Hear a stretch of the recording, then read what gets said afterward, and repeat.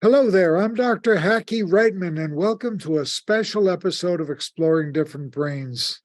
In this first year in review episode, we are going to hear from a handful of the amazing neurodivergent self-advocates we've had the privilege of speaking with. Let's start off with Jude Morrow. What is one piece of advice you would have for an autistic individual who is feeling a little bit down about things in general? The first thing I would say is you have gifts and talents, whether you realize it or not yet. Where, like me, you probably lived a life where you were told so many things that ultimately were false, but they appeared true to you. Like, you can't communicate properly, you won't have a job, you won't have successes in life because you have X, Y, and Z amount of deficits. And I just want to tell you now that that's not true, where you do have talents, you do have gifts. And I suppose after having had a lifetime of having to suppress these to please others, it's time for you to take control, to make that conscious effort, to showcase what you're good at, to follow the passion that you have, to follow that dream that you have. And whenever you live life on your own terms and take control, that's when good things happen, because nobody's going to take control of your life on your behalf unless you allow them. So I would just get out there and do what you want to do for yourself. Tara Lerman, what is one thing you wished everyone knew about Tourette Syndrome and other tic disorders? I wish people knew that, not everyone with Tourette's is what you see in the media, what you see kind of on TV. I think there's a lot of jokes around it. But, to those of us who have it, it can be funny when we're making fun of ourselves, but it's not, it's not something to laugh at. And it is a serious condition. Some people have kind of different tics, more severe tics. Some people have less severe tics. There's no one size fits all. So, you might have a friend with Tourette's, but that's, you might meet another person who doesn't have Tourette's. So, really just knowing that it's a complex disorder, but also, it can give people who have it really interesting kind of attributes as well. I would say I'm more creative because of it. I have more empathy because of it. So, for as many frustrations as there are, there's also kind of little, really good things about it too.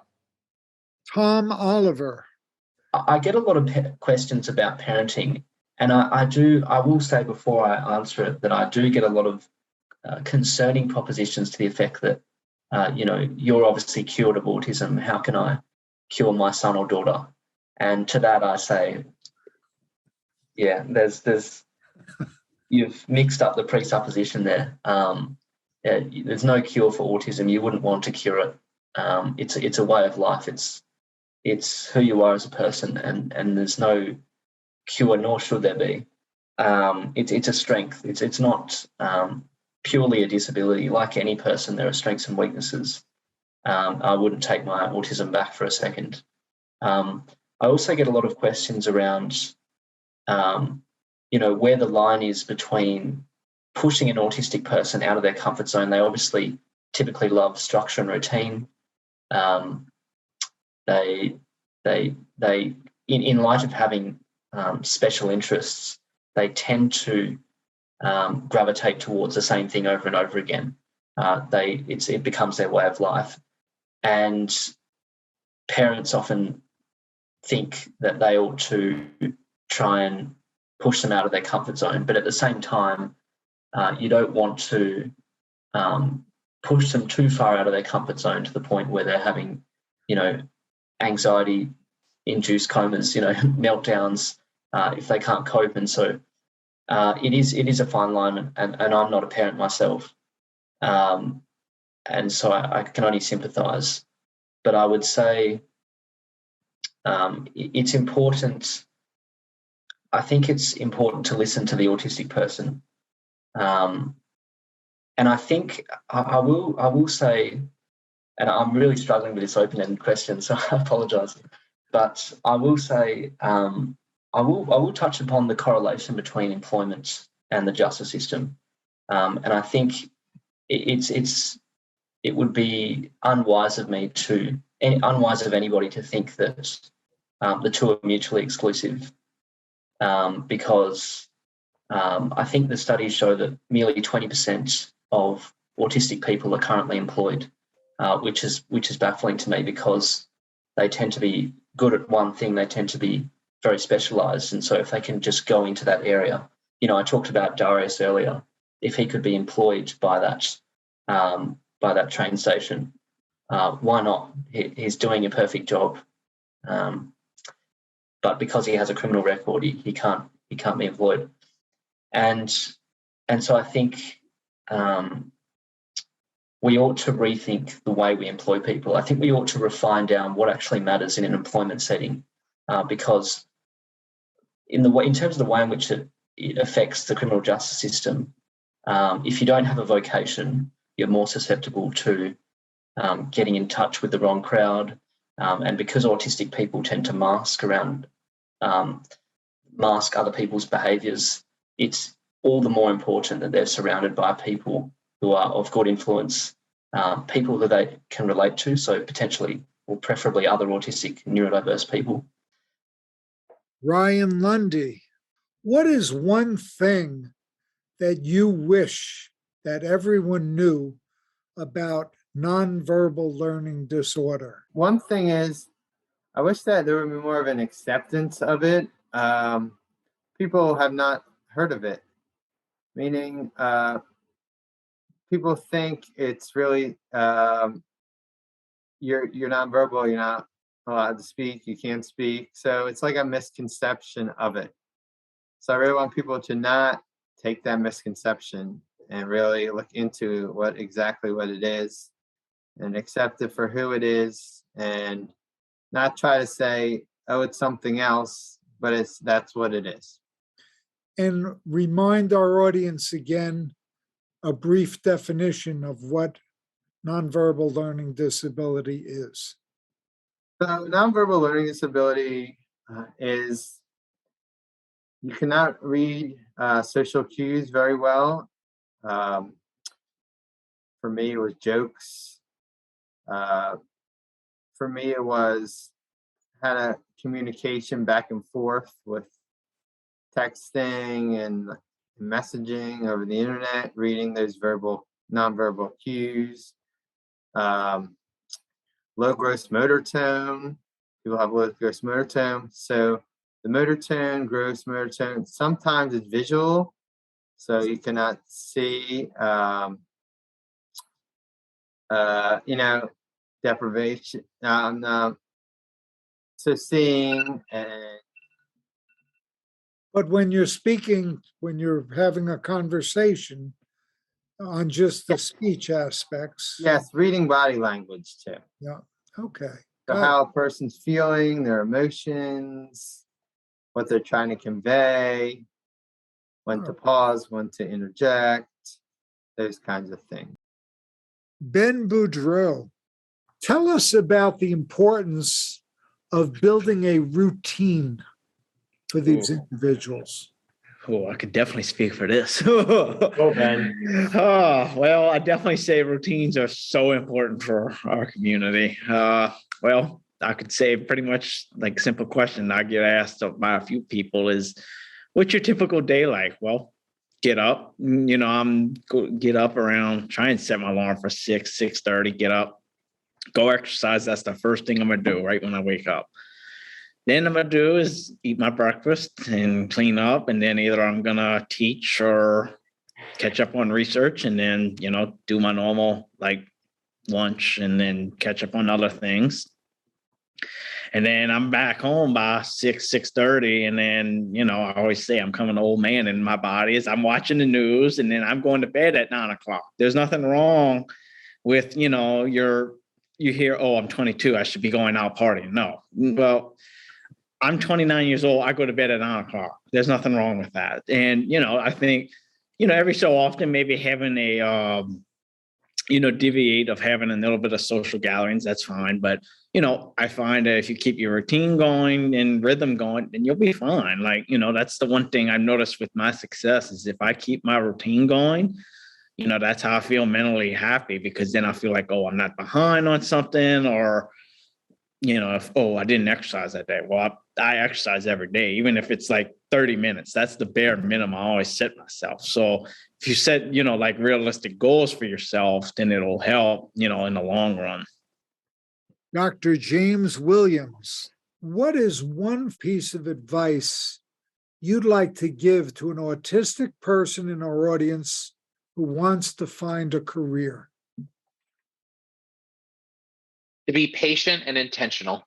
For a lot of us, finding work is a challenging endeavor in and of itself, but it's also not one that happens fast. The average individual who's applying for full-time employment, it takes 6 to 9 months to find a job.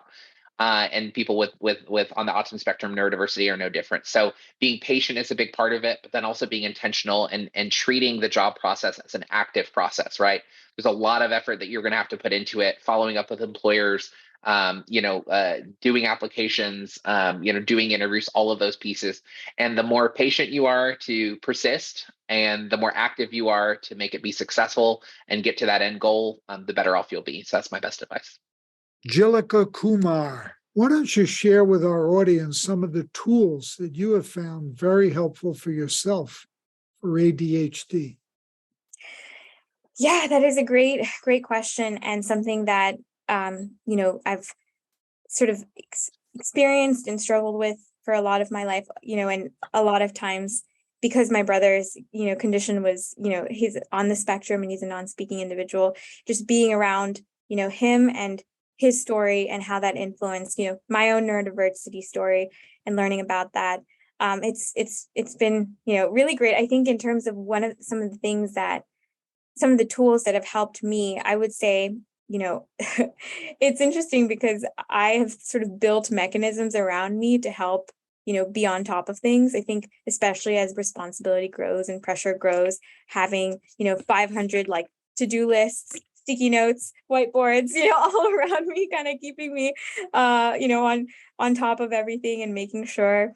I still, some things fall through, and sometimes it's hard to sort of especially be in person. Sometimes it's challenging with, not wanting to seem, like I'm not paying attention, or might be like what other, people see as rude, but really just trying to figure out how to process things and, not necessarily not paying attention in any way. But I think the mechanisms and tools to sort of stay focused, take decompression breaks, express myself. I think now that there's a lot more talk about neurodiversity, it's a lot easier to like say, hey, I need, a few moments. It's not you, it's just, I need, some decompression time, and then I'll come back to this. It's been a lot more, intuitive. It's more easy to communicate with others, especially those in the community who understand. So yeah, developing those communication techniques as well as tracking techniques have been really helpful to kind of stay on top of things. And I will say the remote world with, Zoom has kept it so much easier.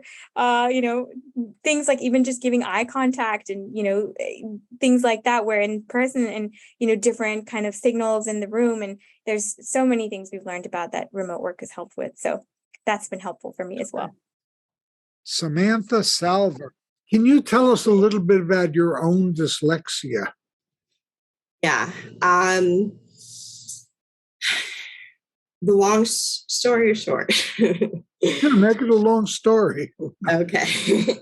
All right. So I didn't speak until I was 3, and I'm the youngest of 3 girls.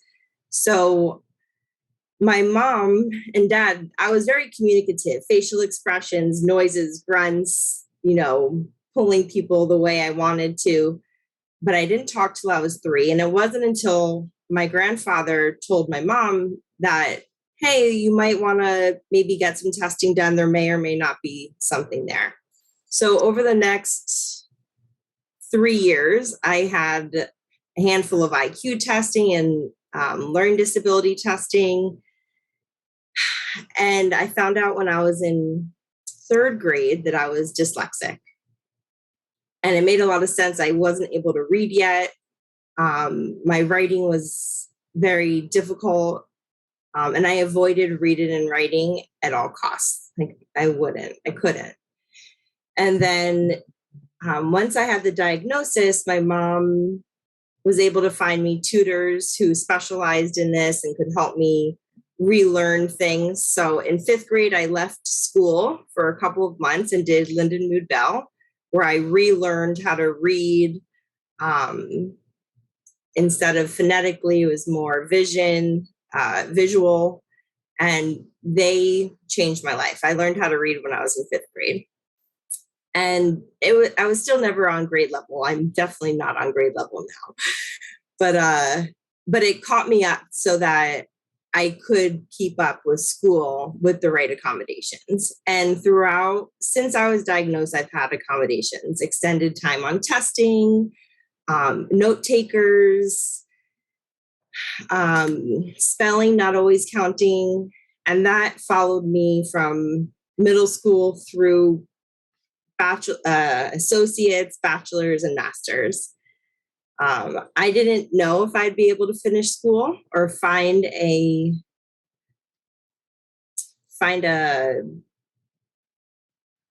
career that would highlight my strengths. And I had 4 majors. I went to 5 universities. And it wasn't until I took a social work class where I'm like, wow, this all makes sense. This is the first class I've ever taken that everything makes sense. And here I am now doing what I love to do, what I know is life-changing for the individuals that receive the help.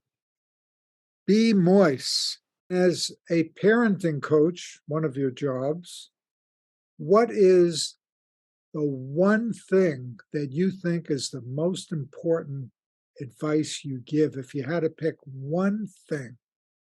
I am going to sound like a broken record because I say this every time I am asked this question. I answer it the exact same way, and it is acceptance. Once you accept the child that you have, it is a game changer. Once you recognize that this is what you have, this is who you have, this is the child that you have, this is the learning style that they have. Once you accept it, all the pieces just come together. I think the reason I was able to thrive as much as I could with ADHD, my mom just accepted my quirkiness and just really, I think she made excuses for it. Like, that's just Beatrice. That's just Beatrice. So I really never felt like it was a bad thing. It was just, that's just who I am. So I've taken the same approach with my children. And the number one advice I think I try to drill into all of my clients' head is the acceptance piece is what children are looking for, because once they know you accept them for who they are and how they are, everything else is cake. Exploring Different Brains is a production of Different Brains. Visit us at differentbrains.org.